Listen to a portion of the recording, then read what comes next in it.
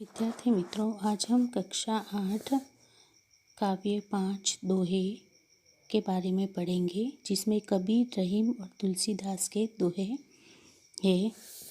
प्रस्तुत दोहे में कबीर, रहीम, तुलसी ने बहुत सारी जीवन उपयोगी बातें बताई हैं। प्रस्तुत दोहों में दान प्रियता, संतोष, समानता, अच्छी संगति की महत्ता, विनम्रता, परिश्रम, प्रेम आदि जीवन मूल्य को निर्दिष्ट किया गया है। कबीर, संत कबीर 14वीं शताब्दी के कवि हैं।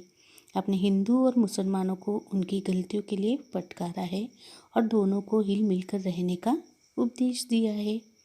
रहीम, रहीम का पूरा नाम अब्दुल रहीम खान खाना है।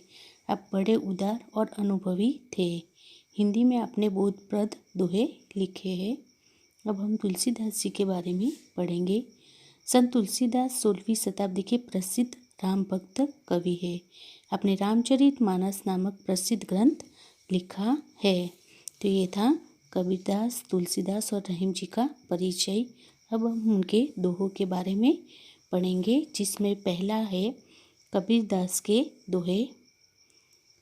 तो इसमें देखो, पहला दोहा, साही इतना दीजिए जामे कुटुंब समाए, मैं भी भूखा ना रहूं साधु ना भूखा जाए। कुटुंब माने परिवार, समाय माने पालन। अब देखो इसका अर्थ, हे प्रभु, मुझे बस इतना ही अन्न और धन दीजिए जिससे मेरे परिवार का निर्वाह हो जाए। न मैं भूखा रहूं और न कोई साधु फकीर मेरे दरवाजे से भूखा लौटे। तो यहाँ कबीरदास जी क्या कहते हैं, हे भगवान, मुझे बस इतना ही अन्न और धन दे कि मैं भी भूखा ना रहूं, मेरा परिवार भी भूखा ना रहे, और मेरे घर जो साधु और फकीर आए वह भी कभी भूखे न जाए। दूसरा दोहा देखो, बिना विचारे जो करे सो पाछो पछताए, पछताए माने पछताना, काम बिगाड़े अपनो जग में होत हंसाई, हंसाई माने हंसी मजाक। अब इसका अर्थ देखो कि जो व्यक्ति बिना सोचे समझे काम करता है वह बाद में पछताता है। वह अपना काम तो बिगाड़ता ही है, लेकिन दुनिया में भी उसकी हंसी उड़ाई जाती है। तो यहाँ पर कबीरदास जी क्या कहते हैं कि कभी भी हमें बिना सोचे समझे कोई भी काम नहीं करना चाहिए, क्योंकि बिना सोचे समझे काम करते हैं तो वह काम बिगड़ता है, फिर हम बाद में पछताते हैं। और पछताते तो है ही, लेकिन दुनिया में हम हंसी के पात्र भी बनते हैं।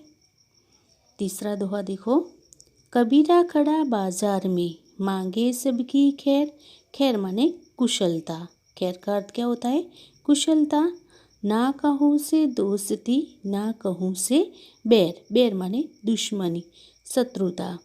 काहू, काहू माने किसी से। अब देखो, कबीर कहते हैं कि मैं बाजार में सबके सामने खड़ा होकर भगवान से सबकी कुशलता मांगता हूँ, सबकी भलाई के लिए प्रार्थना करता हूँ। मेरी ना किसी से दोस्ती है और ना किसी से दुश्मनी। तो यहाँ पर कबीरदास जी ने अच्छा कहा है कि यहाँ पर मैं भगवान के सबकी कुशलता मांगता हूँ, क्योंकि मैं यहाँ सबकी भलाई के लिए प्रार्थना करता हूँ। ना मेरी किसी से दोस्ती है और ना दुश्मनी, माने इसका अर्थ होता है मेरे लिए तो सभी समान है और सभी के लिए मैं प्रार्थना करता हूँ। तो ये था कबीरदास जी का दोहा। अब हम रहीमदास जी के दोहे के बारे में पढ़ेंगे। रहीमन वे नर मर चुके जे कहूँ मागन जाही, उनते पहले वे मुए जिन मुख निक्षत नाही। अब देखो, रहीमन वे नर, नर माने मनुष्य, कहूँ माने कहीं, उनते पहले वह मुए, मुए माने मरे हुए, जिन मुख निक्षत नाही, निक्षत, निक्षत माने निकलता है।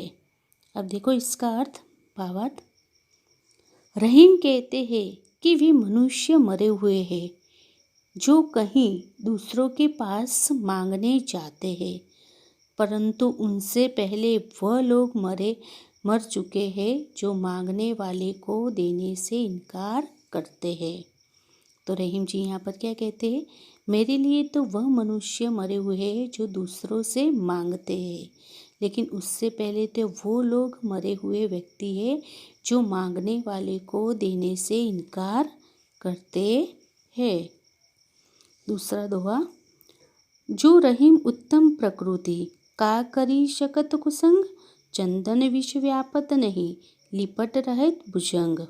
अब देखो यहाँ पर प्रकृति माने स्वभाव, कुसंग माने बुरी संगत, विष जहर, व्यापत फैलता है, और भुजंग का अर्थ होता है सांप। तो देखो ये अच्छा दोहा है। इसमें रहीम जी कहते हैं कि उत्तम स्वभाव का व्यक्ति पर बुरे लोगों की संगति का बुरा असर नहीं पड़ता। जैसे कि चंदन के वृक्ष पर सांप लिपटे रहते हैं, फिर भी चंदन में सांपों का विष नहीं फैलता है। माने कहने का मतलब है कि उत्तम स्वभाव वाला व्यक्ति होता है, अगर उसके पास बुरी संगति वाला व्यक्ति आ जाए तो उसमें उसका कोई असर नहीं पड़ता है। इसके लिए यहाँ पर रहीम जी ने चंदन के वृक्ष का उदाहरण दिया है कि चंदन के वृक्ष पर सांप लिपटा रहता है, फिर भी चंदन अपनी सुगंध कम नहीं करता, और सांप का जो विष होता है वह चंदन के लकड़ी पर कभी भी नहीं फैलता है। तो उन्होंने ये उदाहरण यहाँ पर दिया है। बड़े बड़ाई ना करे, बड़े न बोले बोल, रहीमन हीरा कब कहे, लाख टका मेरा मोल। टका माने रुपया, मोल माने यहाँ पर मूल्य, कीमत। बड़े बड़ाई माने प्रशंसा। अब देखो रहीम जी कहते हैं कि बड़े लोग कभी अपने मुख से अपनी प्रशंसा नहीं करते। जो सचमुच बड़ा है वह कभी बड़े बोल नहीं बोलता, बड़ी बड़ी बातें नहीं करता। हीरा कभी नहीं कहता कि उसका मूल्य लाख रुपये का है। माने कहने का मतलब है कि कोई भी व्यक्ति अगर बड़ा होता है तो कभी अपने मुख से अपनी प्रशंसा माने तारीफ नहीं करता। इसके लिए उन्होंने उदाहरण किसका दिया है, हीरा का, कि हीरा कभी नहीं कहता कि उसका मूल्य लाखों में है, लाखों रुपये में है। हम जानते हैं कि सभी सोना चांदी में हीरा का मूल्य सबसे ज़्यादा होता है, लेकिन वह कभी नहीं कहता कि उसका मूल्य लाखों रुपये में है। तो ये था रहीम जी का दोहा। अब हम तुलसीदास जी के दोहे के बारे में पढ़ेंगे। तो इसमें देखो, आवत ही हर से नहीं, नैनन नहीं स्नेह, तुलसी वह न जाइए कंचन बरसे मेघ।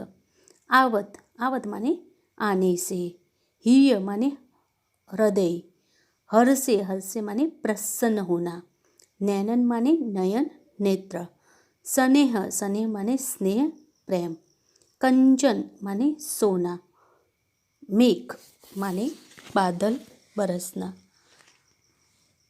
तो देखो यहाँ पर रहीम जी कहते हैं, तुलसीदास जी कहते हैं कि जिस घर के लोगों का हृदय तुम्हें आया हुआ देखकर हर्षित न हो जाए, और जिनकी आँखों में स्नेह की भावना ना हो, उस घर में कभी भी मत जाओ, फिर भले ही वहाँ सोना ही क्यों ना बरसता हो। माने क्या कहते हैं तुलसीदास, कि जिस घर में आप जाते हो तो उसके हृदय में आपके प्रति मान सम्मान, हर्ष माने आनंद ना हो, और जिनकी आँखों में आपके प्रति स्नेह प्रेम की भावना ना हो, तो उस घर में कभी भी मत जाओ, भले ही वहाँ सोना ही क्यों ना बरसता हो। विद्या धन उद्यम माने परिश्रम, बिना कहा जो पावे कौन, बिनाए डुले न मिले जो पंखा की पौन माने पवन हवा, पावे माने पड़ता है, उद्यम माने परिश्रम। तो ये शब्दों के अर्थ थे। अब उसका पावर देखो, बिना परिश्रम किए विद्या धन किसने पाया हो, हाथ से हिलाए बिना तो पंखे की हवा भी नहीं मिलती है। तो यहाँ पर क्या कहते हैं कि धन और विद्या एक ऐसी चीज़ है कि वे परिश्रम माने मेहनत करने से ही मिलती है। अगर हम मेहनत नहीं करते तो इसके लिए उन्होंने उदाहरण दिया है कि हाथ हिलाने से तो बिना पंखे की हवा भी नहीं मिलती है। तो आशा रखती हूँ विद्यार्थी मित्रों आपको कबीरदास, रहीम जी और तुलसीदास जी के दोहे समझ में आए।